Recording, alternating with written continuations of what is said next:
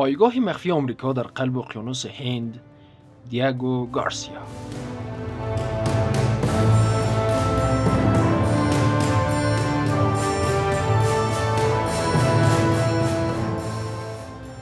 جایی در وسط اقیانوس هند یک پایگاه نظامی مخفی وجود دارد که نه روی نقشه اطلاعات زیادی دارد، نه مردم عادی اجازه ورود به آن را دارند.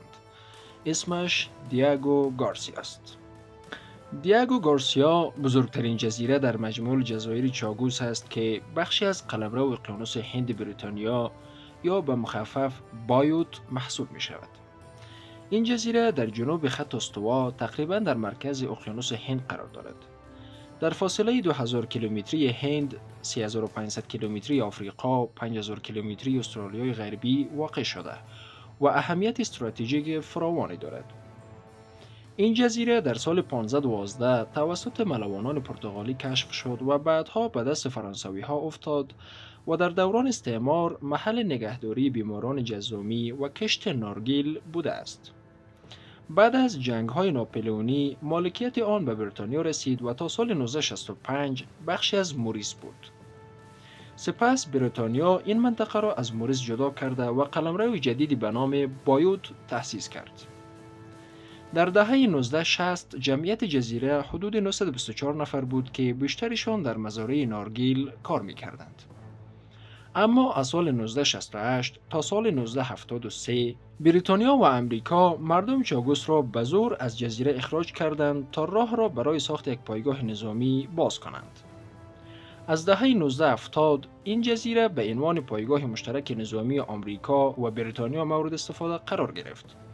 بر اساس قرارداد میان دو کشور، آمریکا تا 99 سال اجازه بهره برداری از این جزیره را دارد.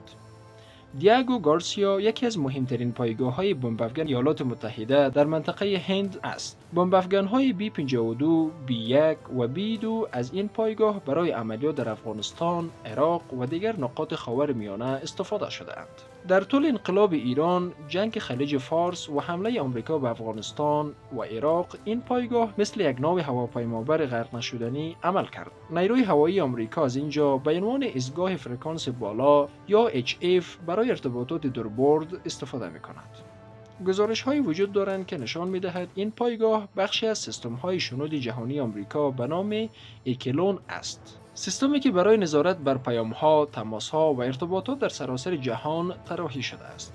در سال 2019 دیوان بین‌المللی دادگستری اعلام کرد که اداره جزایر چاگوس توسط بریتانیا غیرقانونی است. سازمان ملل نیز از این تصمیم حمایت کرد و از بریتانیا خواست تا کنترل این جزایر را به موریس بازگرداند. با این حال بریتانیا این حکم را الزام آور ندانسته و هنوز حاکمیت را رها نکرده است. در حمل سال 1404 هجری شمسی، ایالات متحده تعدادی از بمب‌افکن‌های B-2 را به دیاگو گارسیا منتقل کرد. این اقدام در پی تهدیدهای ترامپ علیه ایران و حملات آمریکا به حوثی‌ها در یمن صورت گرفت. ایران نیز تهدید کرد که در صورت حمله آمریکا این پایگاه را هدف بمباران قرار خواهد داد. دیاگو گارسیا فقط یک جزیره کوچک نیست، بلکه یک مهره کلیدی در سیاست جهانی و نظامیگری ایالات متحده است. جایی که با اخراج بومیان ساخته شده و به نمادی از سلطه و نظارت جهانی تبدیل گشته است.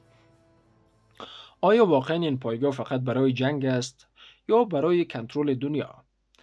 اگر از این ویدیو خوشتان آمد، لایک و سابسکرایب کنید و نظریاتتان را بنویسید.